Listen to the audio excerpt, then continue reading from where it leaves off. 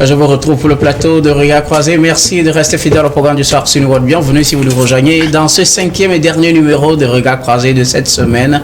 Encore 4 sujets à aborder avec nos invités. Nous parlerons d'abord du Niger, un chef de renseignement des terroristes neutralisé à Tillabéri. Deuxième sujet, nous parlerons du Sénégal. Macky Sall accuse ses successeurs d'inaction, de populisme et de manipulation à la tête du pays. Troisième sujet, nous parlerons du Ghana. Le Parlement de nouveau suspendu pour une durée indéterminée. Et puis nous terminerons bien évidemment par le Togo, centrale photovoltaïque de Sokodé. Un espoir face au déficit énergétique, ce sera notre interrogation. Et pour en parler ce soir, 3 invités sur ce plateau avec moi. Eric Johnson, vous êtes journaliste, directeur de publication du journal L'Union. Bonsoir Eric et bienvenue. Bonsoir Guillaume, bonsoir chers collègues.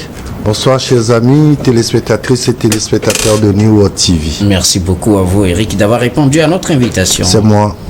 À côté de vous, Kokouvi Abaili Abassa, vous êtes économiste et analyste politique. Bonsoir Abassa et bienvenue. Bonsoir docteur, bonsoir à nos téléspectatrices et téléspectateurs. Coucou spécial à nos frères de la diaspora qui ne cessent jamais de nous suivre. Merci beaucoup à vous Abassa d'avoir répondu à notre invitation. C'est un plaisir docteur. Notre troisième invité ce soir, Bonenfant Agbovi, vous êtes syndicaliste et analyste politique. Bonsoir Bonenfant et bienvenue. Bonsoir docteur, bonsoir mes co-débatteurs et coucou gentil à tous nos téléspectateurs et téléspectatrices de New World TV. J'aimerais jeter un regard spécial à l'accoutrement de M. Abassa qui nous envoie directement dans un pays africain. Et ça me fait plaisir. Et ça veut dire que le plateau serait sincèrement garni. C'est le brassage culturel. C'est le brassage culturel vraiment avec l'accoutrement du doyen. Ça dit que ça va gicler ce soir. Merci beaucoup à vous tous en tout cas d'avoir répondu à notre invitation. Avec vous, nous allons aborder notre premier sujet. Nous prenons la direction du Niger. Un chef de renseignement des terroristes neutralisé à Tillabéri.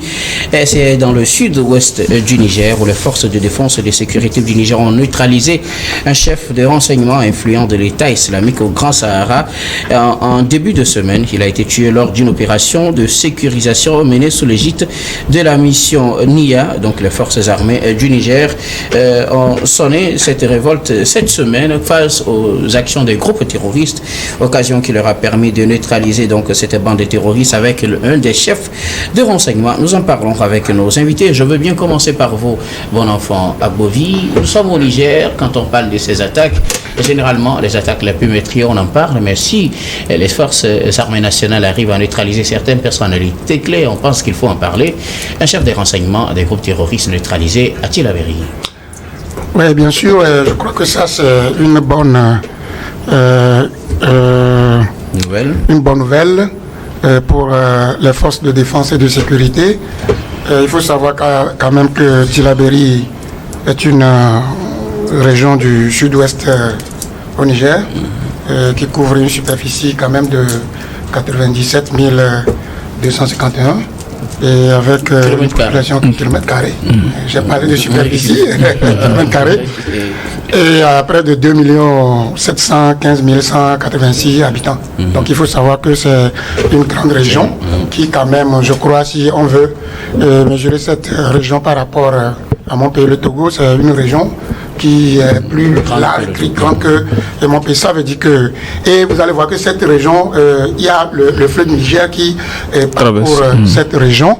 Et il faut savoir quand même que des exactions se sont commises dans cette région où il y a eu des morts. Et c'est pourquoi j'ai dit quand même que c'est une bonne nouvelle si les forces de défense et de sécurité ont pu localiser des personnages clés qui filent, qui suivent les mouvements quand même de l'armée et qui piochent des informations et qui filent aux terroristes. Et ces terroristes-là qui commettent des actes sur la population. Donc aujourd'hui, il faut savoir que les forces de défense et de sécurité ont fait un bon boulot. Et celui qui a été neutralisé n'était pas le seul. Il y a encore l'autre qui a été localisé, je crois, à l'intérieur de la forêt, qui lui aussi était neutralisé. Maintenant, qu'est-ce qui perpètre et qu'est-ce qui est en train de perpétrer ces attaques et cette manière de repérer les services de renseignement des terroristes. Il faut savoir que habituellement, lorsque nous parlons des financements du terrorisme, nous avons tendance à croire quand même qu'il y a des mains noires européennes qui quand même financent ces gens-là. Mais vous allez voir que nous sommes dans une zone où se développent beaucoup de choses. Nous avons une économie ouverte, il y a quand même, comment appelle-t-on,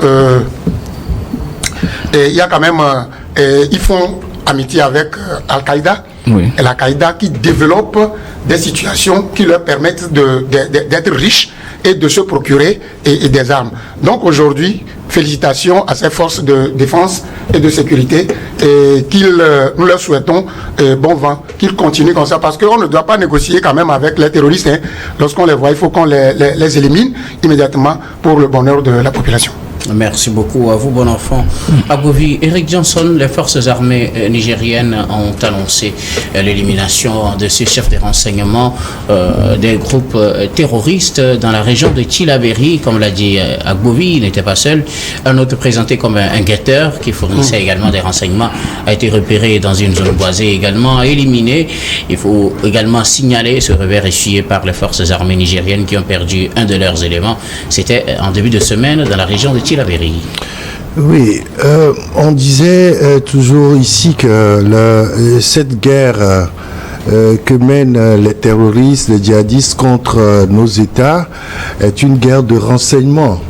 Et donc, si vous possédez de bons renseignements, là, vous pourrez rapidement neutraliser vos ennemis. C'est une guerre asymétrique. Certes, on ne sait jamais à quel moment ces terroristes-là peuvent intervenir. Mais toutefois, c'est qu'il y a des gens qui sont là, qui sont utilisés pour aider ces terroristes-là à savoir où se trouvent les forces de sécurité et de défense, comment ils s'organisent, comment l'État mène sa stratégie pour les contrer et donc ils viennent à tout moment pour surprendre les forces de défense et de sécurité. Mais là, ça a été un grand revers pour eux et je pense que, comme l'a dit tantôt mon frère, c'est une très bonne nouvelle pour l'État nigérien qui combat ces terroristes-là depuis des années. Alors, vous savez, dans cette région dont on parle, c'est une région essentiellement agricole. Et donc, lorsque il y a de ces actes terroristes et djihadistes, les populations n'arrivent plus à rien faire. Les populations n'arrivent plus à cultiver.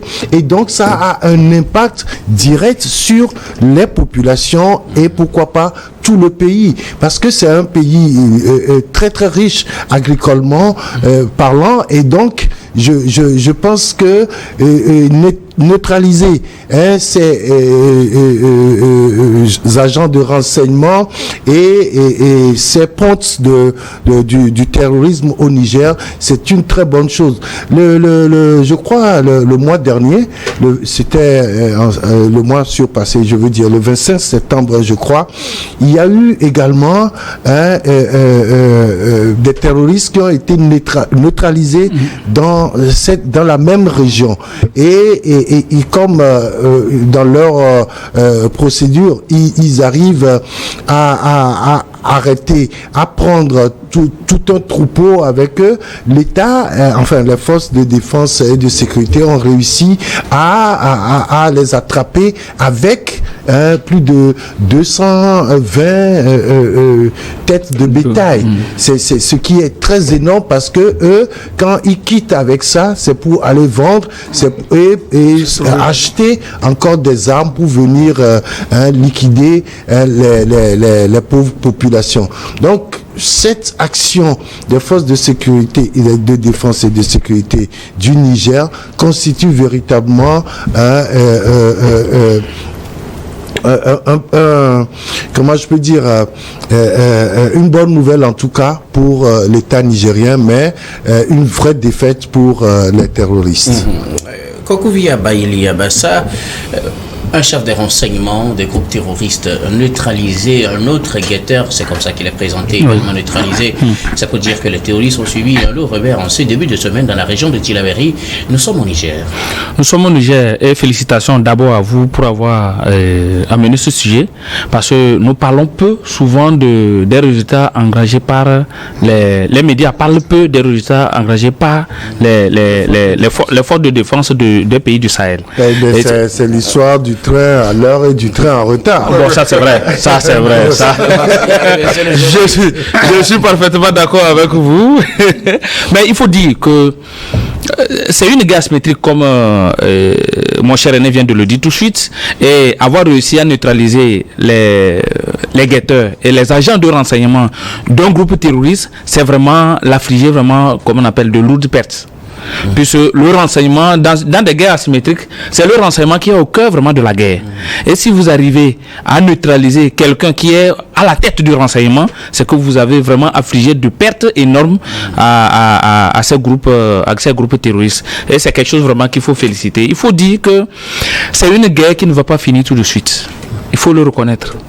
Donc, il faut aussi avoir le courage de trouver les moyens pour, c'est-à-dire que de s'efforcer à neutraliser ces points d'appui de ces agents de renseignement, de ces groupes terroristes, notamment les agents de renseignement et leurs sources de financement.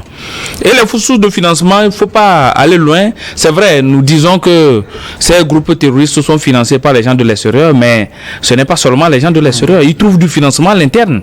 Et c'est quelque chose de très, très alarmant qu'il faut vraiment prendre en compte. Il y a le vol, qui est un élément de sous-financement de ces groupes terroristes. Il y a le trafic de la drogue et des trafics de tout genre. Il y a la contrebande, qui est un élément de source de financement de ces terroristes. Il faut dire qu'il y a certaines zones qui sont dirigées par les éléments liés à Al-Qaïda et au Daesh. Eux, ils vont même à la taxation. Que ce soit de la population, que ce soit sur les individus eux-mêmes, sur les bétails, les taxations sur les biens de ces populations. Donc, ce sont des zones où il y a un no man's land, en quelque sorte, qui sont dirigées souvent par ces groupes terroristes, mais ils trouvent quand même des moyens de se ressourcer financièrement et aussi en armement. C'est vrai. Dans nos pays, on ne fabrique pas les armes, donc ils trouvent des gens quand même qui les vendent des armes. Mais il y a des EPIE, c'est comme ça on les appelle, les bombes artisanales qui fabriquent sur place, à travers les engrais qui devaient servir par exemple pour l'agriculture. Les gens détournent ces engrais, ils viennent acheter souvent chez les agriculteurs pour aller fabriquer des bombes artisanales. Donc ce sont des choses quand même qu'il faut que nos États doivent veiller à une surveillance vraiment accrue pour essayer de couper ces ponts de financement à ces terroristes. C'est ce qui peut les amener vraiment, qui peut les affaiblir. Il y a des gens dans la société qui ne sont pas vraiment trop liés directement à ces terroristes, mais qui sont vraiment ancrés à l'argent. Donc, quand on leur propose des choses, ils tombent facilement dans le coup. Mais ce sont des choses qui impactent négativement la lutte contre le terrorisme. Donc, c'est là où il faut vraiment miser beaucoup plus. Les sources de financement de ces terroristes, les sources de renseignement et les sources d'approvisionnement des armes, c'est là où il faut couper. Ce sont ces ponts-là qu'il faut couper aux terroristes. Et je pense que d'ici 5 ans, 10 ans, on peut en finir avec ce phénomène dans nos territoires. Bon enfant, vous voulez ajouter quelque chose? Oui, bon, moi, dans ma première intervention, j'avais dit que habituellement, nous croyons que ces terroristes, ces voyous, moi je vais les appeler voyous parce que c'est des gens des criminels. Des criminels. Ils ont leur source de revenus, comme Abassa vient de le dire. Mais vous savez, ces gens-là avaient profité quand même du conflit, bien du contrôle territorial par rapport au conflit interethnique qui avait régné un peu dans la zone, qui a fait que ils ont recruté les jeunes qui étaient contre certains trucs. Donc ça veut dire quoi? Ceci veut dire que si tel est le cas, nos dirigeants et nos gouvernants doivent savoir qu'ils doivent trouver des stratégies pour faire asseoir une politique sociale stable. C'est parce que ce n'est pas bien socialement que les gens sont fébriles devant ceux qui en ont. Et vous voyez que celui qui n'a rien, lorsqu'on lui propose quelque chose, il court rapidement pour en avoir. C'est pourquoi je dis que les terroristes qui sont là, la plupart des terroristes ne viennent que des gens que nous connaissons peut-être. Parce que c'est des gens qui sont épris de beaucoup de choses. Bien sûr, qui vivent avec nous dans la société. Oui, bien sûr. Donc, lorsque nos gouvernants prennent à cœur ce sujet et font asseoir des politiques qui permettront aux gens de joindre les deux bouts, ce qui pourrait amener des gens à prendre des décisions contre leur propre intérêt, mais il faut que ces dirigeants-là pensent vers ce côté, parce que moi je fais des relations avec les jeunes et les petits que nous voyons, et comment l'appelle-t-on, au niveau des feux rouges. Oui. Vous voyez, qui viennent, qui essuient un peu, ils sont devenus des essuie-glaces, donne-moi quelque chose, etc. Mais un terroriste qui serait dans une voiture propre, qui voit ses enfants, prenez 5 000, prenez 10 000, tout ce qu'on demandera à ces enfants-là, les enfants la feront. Et petitement, ces enfants-là vont puisque je crois qu'ils vont inculquer des principes de terrorisme à ces enfants, et à un certain âge, ce sont ces propres enfants qui connaissent bien les rouages de nos villes, les rouages de nos pays. Ce sont ces propres petits-enfants qu'on accueille devant ou bien au carrefour qui vont devenir des terroristes contre leurs propres frères. Donc il faut que les gouvernants, ça dit que les choses se passent, mais il faut qu'on en tire des leçons. Et j'aimerais passer par cette tribune-là pour lancer un appel à nos gouvernants de faire asseoir une politique sociale surtout, pour le bonheur de tout le monde. Merci beaucoup. Oui, pour ajouter à ce que M. Bonenfant vient de dire tout de suite, il faut lutter vraiment contre les conflits interreligieux, les conflits ethnocentriques, c'est-à-dire entre ethniques, intercommunautaires. Donc ce sont des sources d'alimentation des arguments que les terroristes trouvent vraiment pour recruter des éléments sur le terrain et aller faire du mal. Donc vraiment lutter contre ces phénomènes dans nos sociétés, ça va vraiment, je peux dire, anticiper sur les éléments qui pouvaient aider les terroristes à nous attaquer. Merci beaucoup à vous tous pour vos contributions. Nous allons marquer la première pause, puis on reviendra tout à l'heure pour la suite de cette émission.